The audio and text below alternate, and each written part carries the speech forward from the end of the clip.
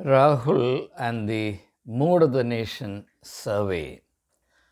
Or should I say surveys? Welcome, Vanakkam, Swagadam, Vande Mataram.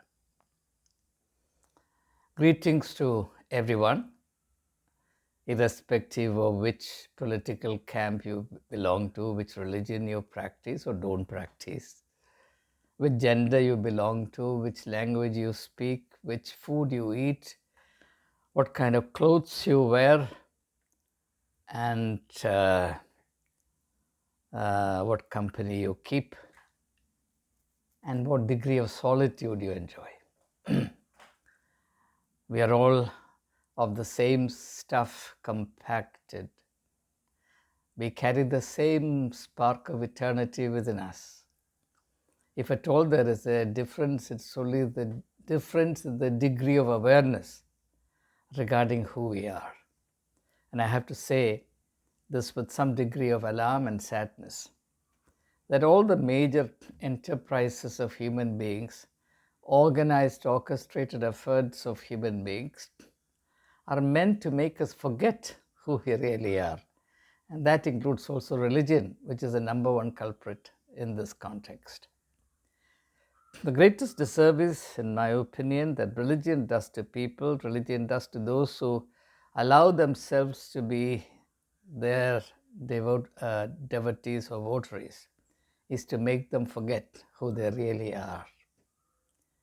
And the truth is that we are the same, we are the different manifestations of the same eternal, immortal, divine energy.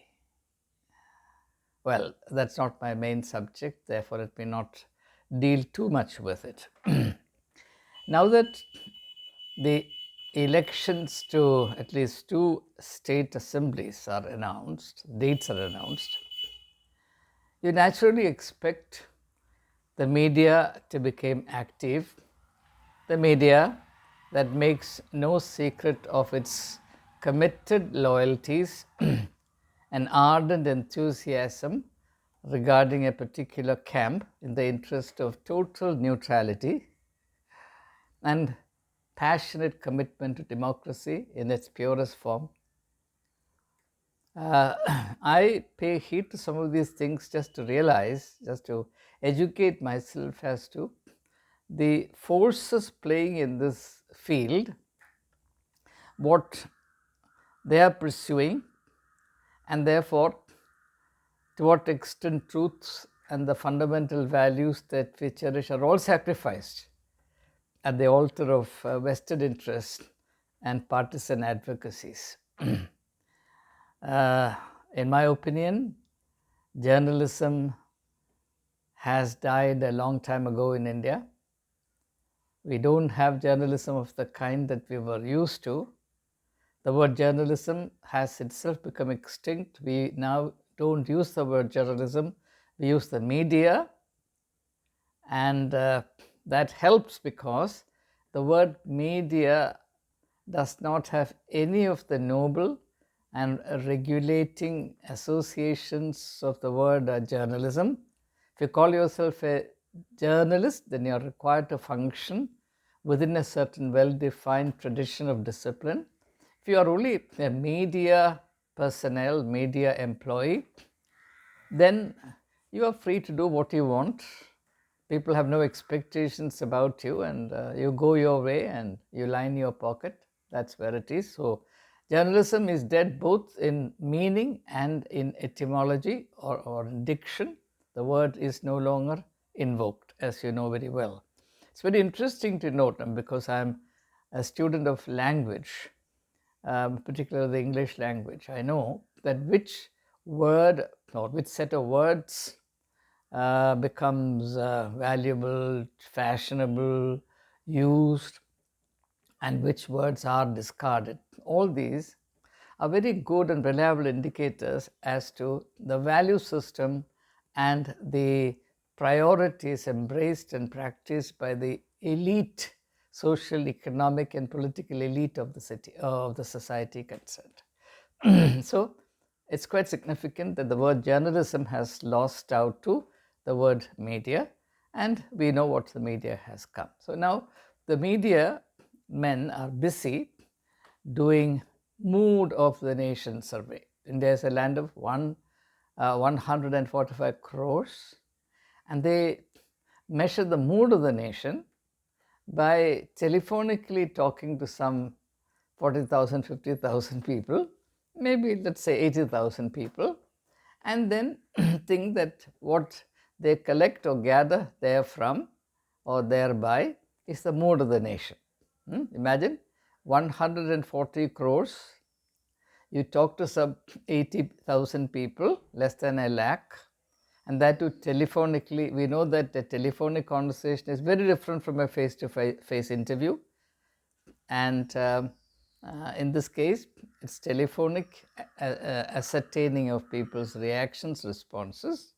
Then such a measly, laughably small collection or sample, and that is then projected as the mood of the nation.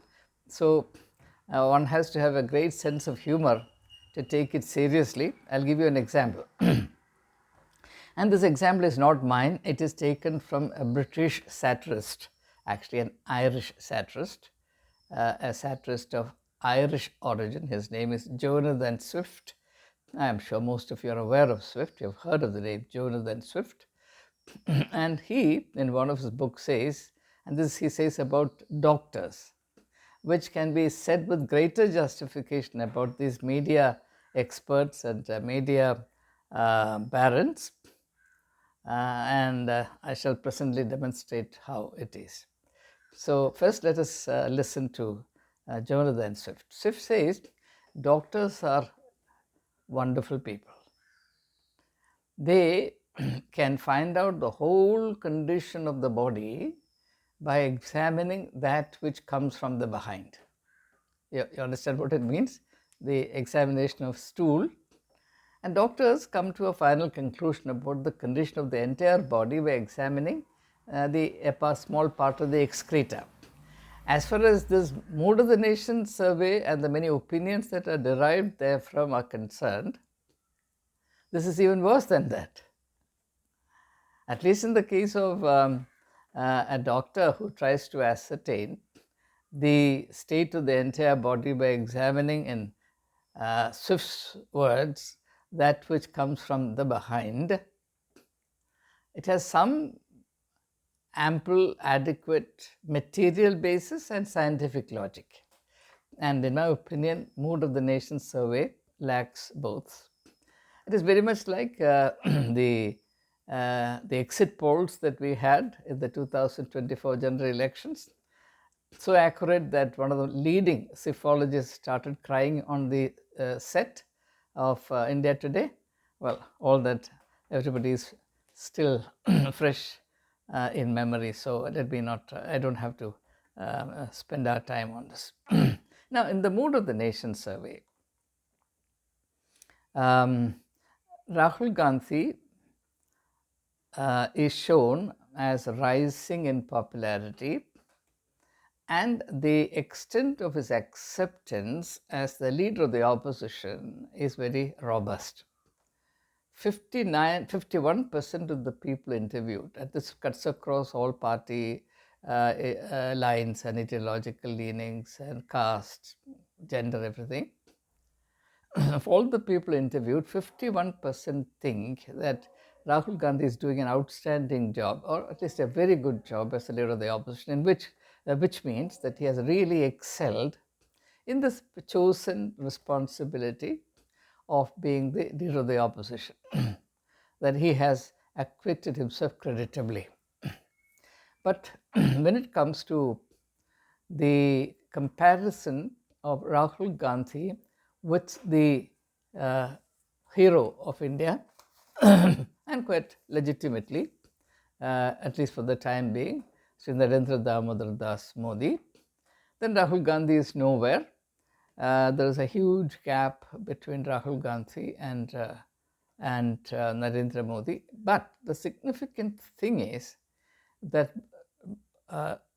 Narendra Modi's popular rating has declined by 6%, and Rahul Gandhi's popularity, as per this Mood of the Nation survey has doubled itself. It has increased by 100%.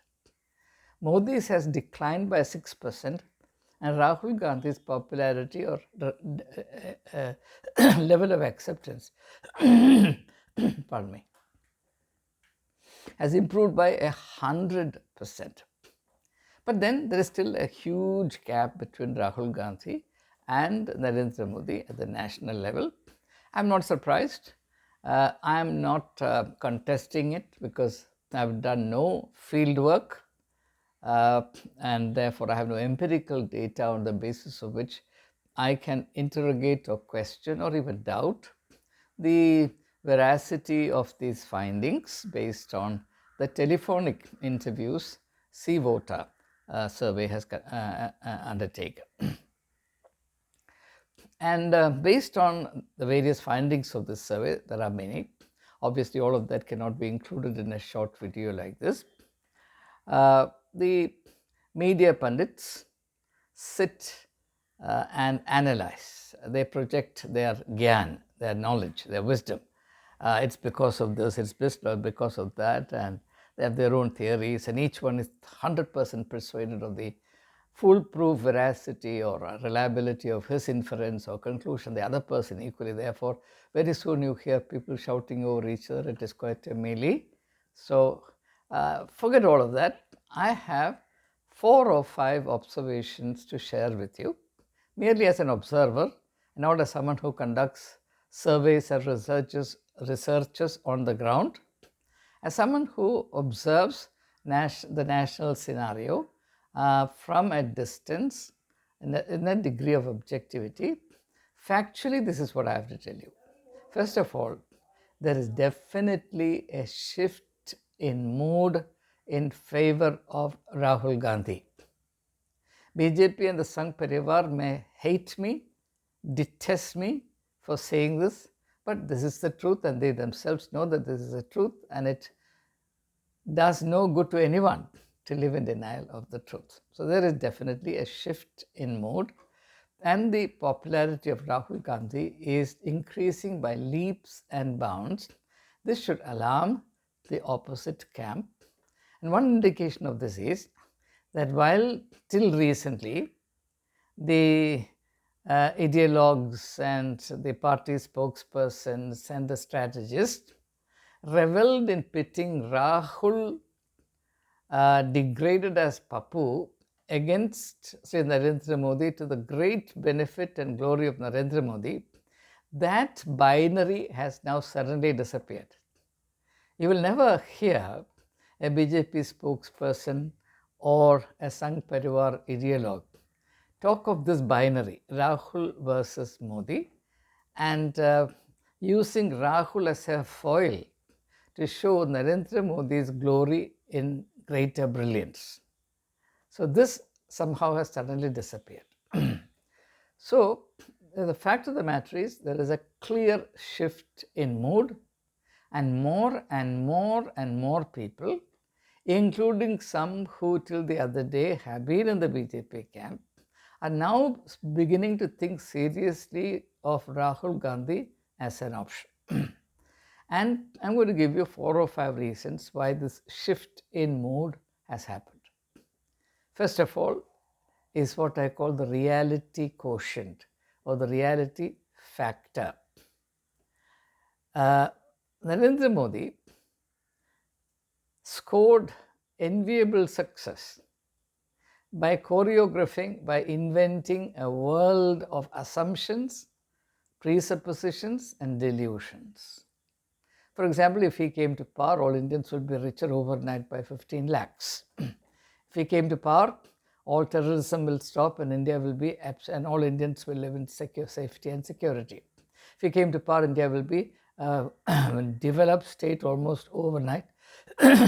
If he came to power, 2 crore jobs per year will be created, so on and so forth. And people believed it because they were eager to believe.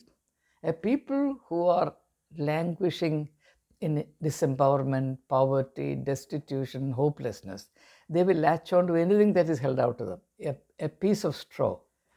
And they did so. And this illusion was sustained in a variety of ways, one of which, of course, is Pakistan baiting. Therefore, 2019 election was done entirely on the strength of a surgical strike, the attack and the Pulwama event and the aftermath of it. And if that were not the case, the electoral outcome in 2019, we know, would have been very, very different. So that created a sense of national euphoria, which again is delusional. Going and putting one bomb or 100 bombs on Pakistan is not going to improve India, the living conditions of Indians, even by 5 rupees. These are all some kind of delusional measures, but they do have a great impact at the popular level, which can be easily converted into electoral benefits, which happened, and therefore 2019 electoral results explain themselves. But what we must remember, is that political delusions are like medicines. All drugs have their shelf life, they have their expiry dates. So also political delusions and groundless or baseless expectations. They work as long as they work, but then a time comes when they wither away, they cease to be potent, they expire. Then 10 years is a lot of time, particularly when the reality felt by people pinches them so hard and it hits them, knocks them on their face wherever they turn.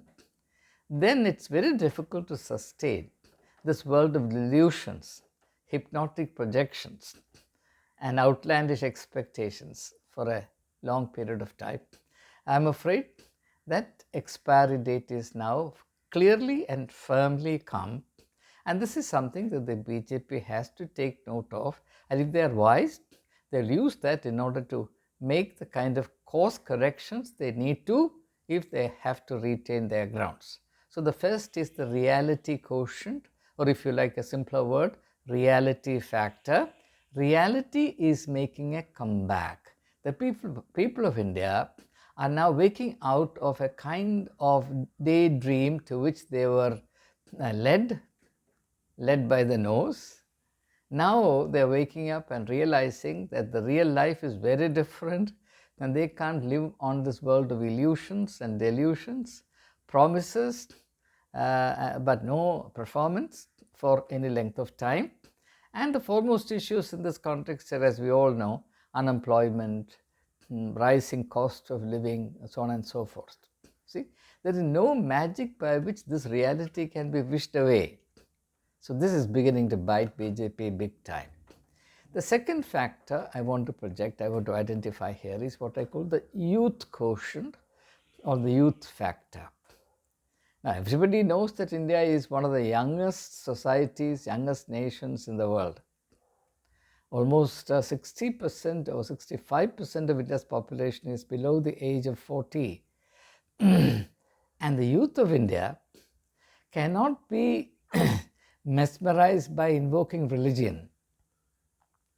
Their thinking capacity cannot be paralyzed by invoking Pakistan or merely by drumming up anti-Muslim or Islamophobic sentiments. The youth of India are not particularly religious.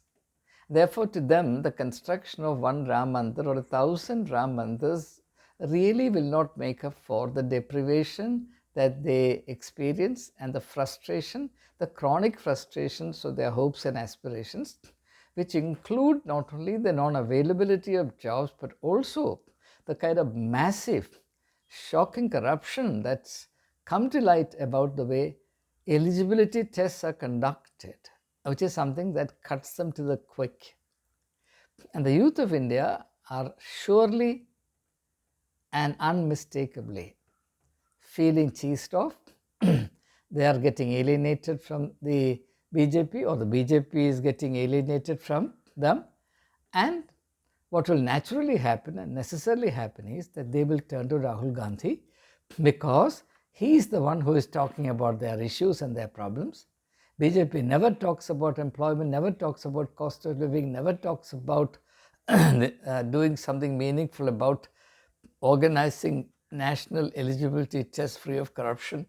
If question papers in this context have leaked 70 times in a short span of time, surely there is something horrendously, humongously wrong.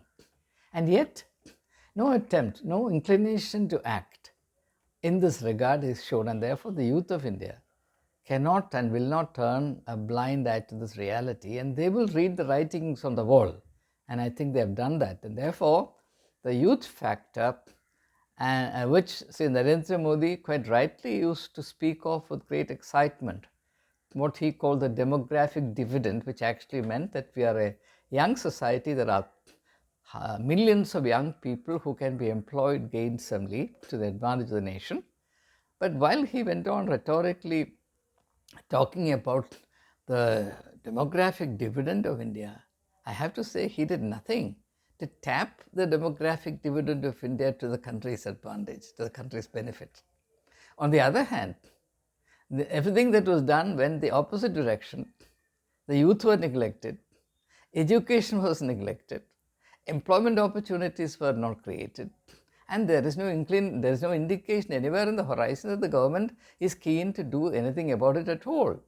Rather, they are pampering these high profile industrialists who are completely sold out for mega profit. They are not interested in generation of employment for the youth of India.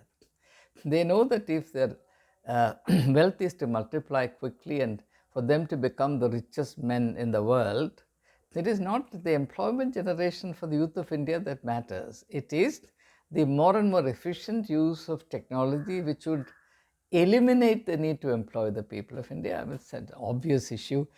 I don't have to now prove it with elaborate arguments. So the youth of India are definitely feeling disappointed, disenchanted, in fact cheated. There is anger among them, and the sooner the BJP and the Sangh Parivar realize it, the better for them. The third factor I want to highlight is what I call the justice quotient. The justice quotient. Now, whether you like it or not, human beings have not a very highly developed, but a moderately developed sense of justice. They will tolerate violation of justice up to a point, for a while. But beyond the point, when the Lakshman Rekha is reached, they pull back. And if the people of India, given the sensibility of India, given the irreducible, ineradicable ethical core in the Indian consciousness, Indian psyche, Indian mind, Indian sensibility is concerned, when injustice is pushed beyond a certain level, it begins to be counterproductive. I'm sure one of the reasons why many people now turn with great admiration, enthusiasm, awe and wonder to Rahul Gandhi is because of the inordinate and extended, prolonged spell of injustice inflicted on him. And particularly when he proves in unmistakable terms that he did not merit it, that sense of injustice gets aggravated and sharpened all the more, and then it begins to be a double-edged sword which also cuts the person who wields the sword against his adversary. And clearly this has happened. And also, this sense of justice now feels wounded and wronged in connection with the various policies that the government is embracing, especially the measures meant to hurt or degrade or disadvantage the Muslim community, and the measures that actually, in a very silent way perhaps, disown the poor, the Dalits, the Adivasis, so on and so forth, and add to that the hypocrisy of Beti Bachao, Beti Padhao, the slogan raging even as women are assaulted, raped, murdered. And in this context, what happened to the wrestlers under the BJP MP, who is the blue-eyed boy of the party, Brijbhushan Sharan Singh, and the struggle that the adorable women, not only women, men and women wrestlers of India had to undertake on the streets of Delhi, and how they were roughed up by the police, all that projects a certain picture. I'm sure this sense of injustice is also aggravated by the way Aam Aadmi Party has been treated. BJP can persuade itself to believe that they are simply waging a battle against corruption. But the people of India are not bound to accept their version alone. When the corrupt who are willing to migrate from other parties into the BJP are accommodated and all their sins washed off overnight, and people or leaders in the opposition parties, or parties opposed to the interests of the BJP, against whom really no evidence, material evidence has yet been collected, are hounded and put in prison, in which unfortunately the legal system in this country is cutting a sorry figure. But I know their compulsions, because they have to act according to the laws laid down by the parliament. And laws like PMLA are very draconian, as we know.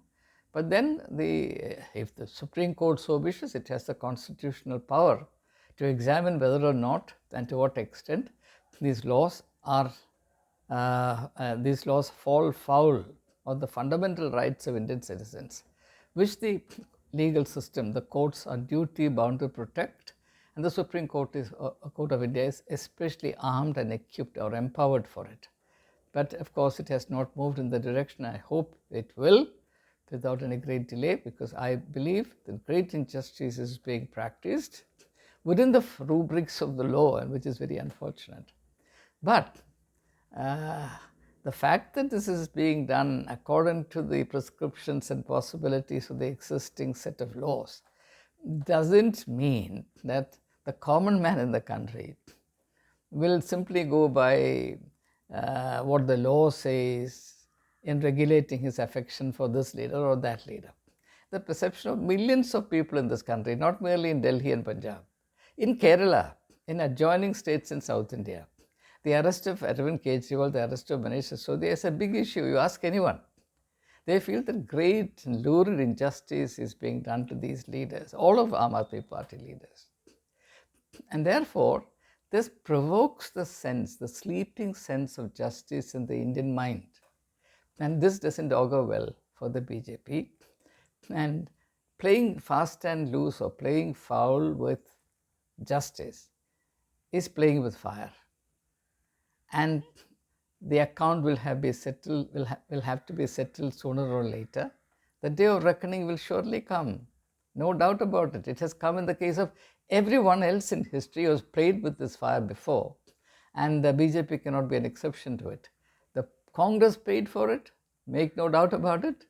And therefore, the BJP's turn will come and surely come. And my intuition is that it is coming. Now, let me come to the final factor, which is something a little more vague, what I call the history factor, or if you like, the destiny factor. I've said in several of my videos before that in my reading of history, in my understanding of the human predicament, particularly in the collective context, the predicament of a people, the predicament of a nation, etc., and ultimately, of course, the predicament of humanity, I believe that two things are happening at the same time.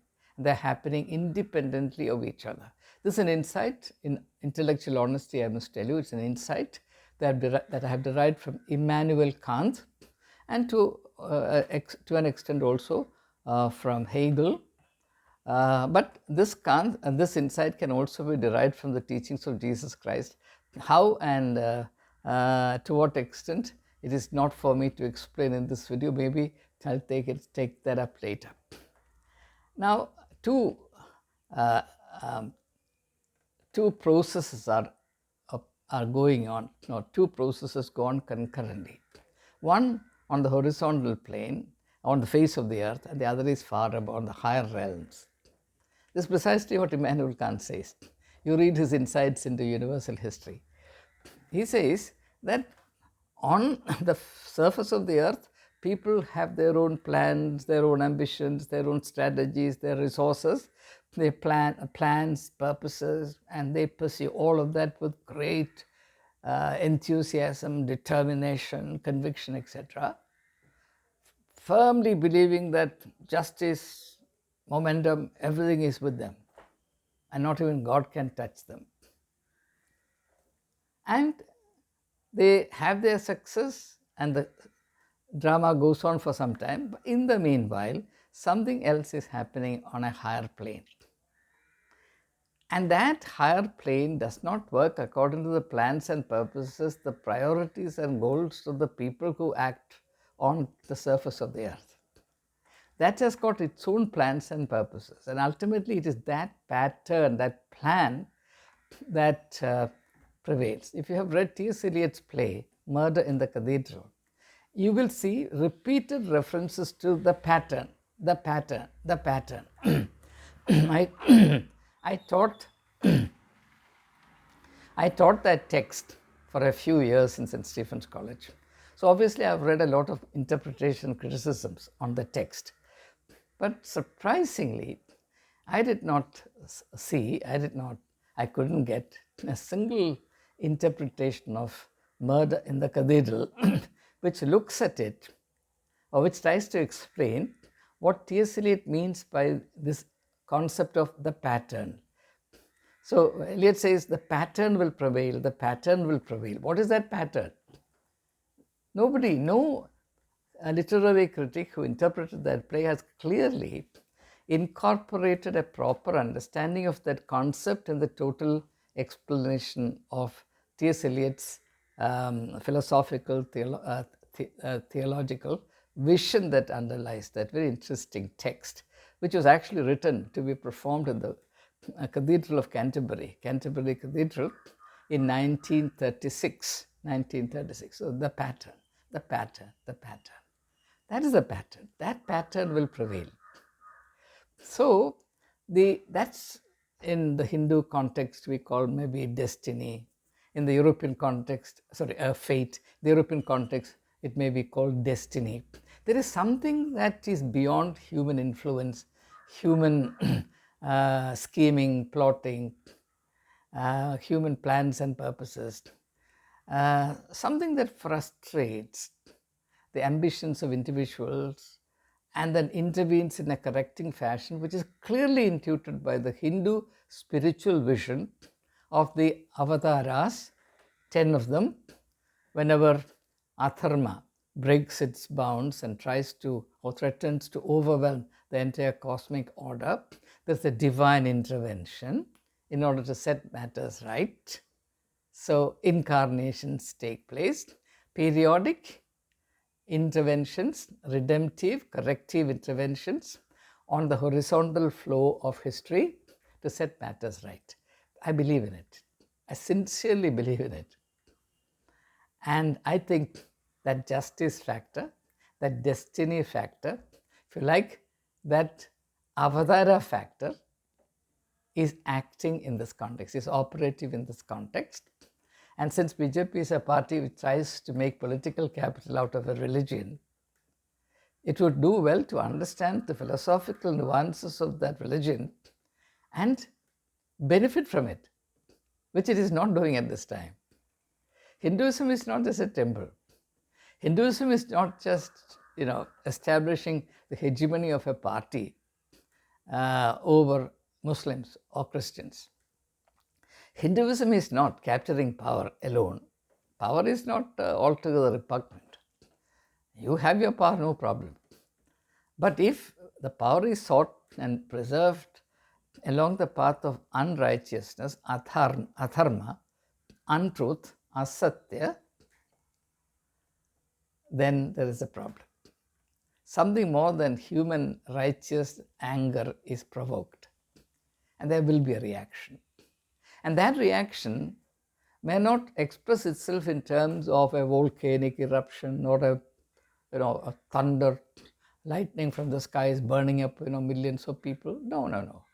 That intervention, that redemptive, corrective intervention may assume the shape of empowering a person who till then looked almost hopelessly inadequate for the task, making him something of a miracle in the eyes of the people. That's how destiny works. That is how divine intervention works. This is why about 3 or 4 months ago in a video that I shared with you, I said that I see Rahul Gandhi as the man of the moment. Now I'm going to slightly modify or amend my diction and say that Rahul Gandhi could well be the man of India's destiny. Mood of the Nation survey? Well, this is the survey of my own mood. Does it agree or does it harmonize with your own mood? Ultimately, the mood of the nation is your mood and my mood, the mood of all Indians put together.